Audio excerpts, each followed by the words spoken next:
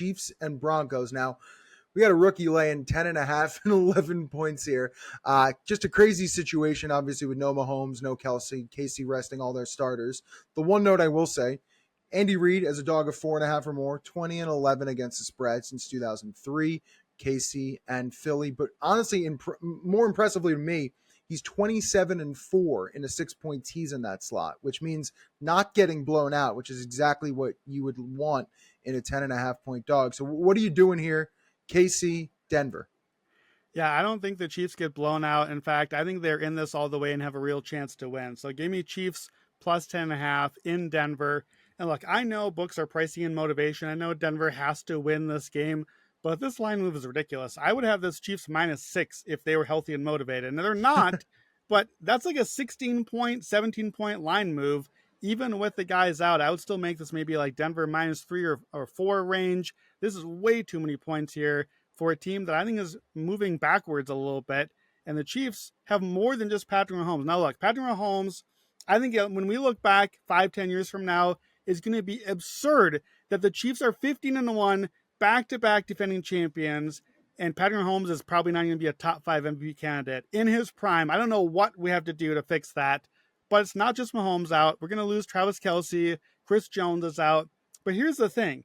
NFL rosters only go 53 deep. There's only so many guys that you can bench, and the Chiefs are not as top-heavy as we think of them. And beyond Mahomes, Kelce, we already knew Chris Jones would be sitting anyways with his injury. Maybe Trent McDuffie. There's not a lot of huge needle-moving guys that will be missing from this team. The offensive line strength, still there. There's only so many linemen. You got to play some of those good linemen for the Chiefs. The defense that's come back around. The Chiefs in the last 4 weeks are suddenly top 5 offense and defense by DVOA again. Top 5 pass defense also. These guys have to play. They can only bench so many players. And by the way, I know it's the backups, but you don't think that the Chiefs, who have won 17 out of 18 games, you don't think the team that is the back-to-back champs wants to go 16-1 and knock out the division rival out of the playoffs? They will be trying in this game. And I got my Carson Wentz jersey on. Here I am in North Dakota, like I'm not backing Carson Wentz in his one start for the year. I know all the Carson Wentz jokes. He's a top 5 backup. They go and get him for this moment to play when Mahomes is down. And don't forget, it's not just Carson Wentz. It's Carson Wentz and Andy Reid. And every quarterback for decades has been better with Andy Reid. Denver, their defense is their calling card, but their defense is down to 13th over the last 6 weeks. Basically league average against the run and the pass. I don't think it's a great team right now. And they're a tired defense. Like we just said with Atlanta, they played the Bengals. Now, it was on Saturday, but this defense was on the field for 84 plays against the Bengals. They gave up almost 500 yards, 42 minutes on the field. Defense has been worse at home. They've been worse early. The Chiefs defense has been better on the road. I think this sets up for one of those games where it's like, oh man, it's like 13-10 in the fourth quarter.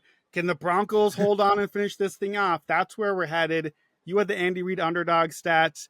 When he's an underdog of more than a touchdown, 8-3 against the spread. If you just bet any underdog game on the money line, Andy Reid, 26% ROI on the money line, only behind Mike Tomlin for active coaches. So rah Tomlin, we know we love that.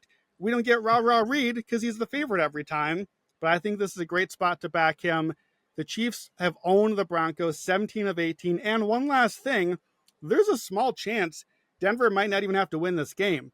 If the Bengals lose Saturday, and if Tyler Huntley and the Dolphins are just looking terrible, Denver is already in the playoffs at that point. They may not even have to get over the line at the end of this game, even though those are simultaneous. So, Chiefs plus 10.5, what I think is just a terrible line. That's the play. Carson Wentz, baby. North Dakota, let's go. Yeah, maybe the Pittsburgh, what would it be? It would be Pittsburgh, Jets, Chiefs parlay on the money line, where all three of them just fall in their faces. I might have to put a few bucks on that one. All right. Is it you have an escalator here, or are we moving on to the next game? So it's kind of a multiple escalator, of course. So Chiefs on the money line plus 450. That's the obvious pick here. I do think that the Chiefs can and maybe will win outright, and not really correlated, but Chiefs Panthers money line parlay plus 2,222. So put that one in there, just a little nibble. But then here's the kind of fun narrative escalator. You're just building one. What if all three need to win teams fall on their face. Here's my version of that. Just a little nibble. What if the Bengals look awesome? The Bengals go out and win on Saturday. They cover the -2, whatever the number is. The Jets win. The Dolphins, get them out of here. Who cares about them? Tyler Huntley, don't need to worry about that. The Bengals, the team nobody wants to face. Oh no, the poor Bills, and maybe the Chiefs will have to face the Bengals. The Broncos are struggling. The Chiefs are hanging around. Everyone's excited for Joe Burrow in the playoffs. And then the Bengals get over the line. Then the Broncos get over the line right at the end. So here's the parlay. Bengals to cover, Jets to win, Chiefs plus 7.5, Denver money line. So the Bengals win. They're set up as the team nobody wants to face. We're excited about the playoffs. And then it gets ruined, and the Broncos just like squeeze out a win against the backups from the Chiefs. And everyone's disappointed and sad, except us, because we hit a 13-1 parlay. A little narrative escalator on that one. I love those. I'm gonna have so many of these little strung together by the time we hit the weekend for like $8, $10 a piece. It'll be fantastic.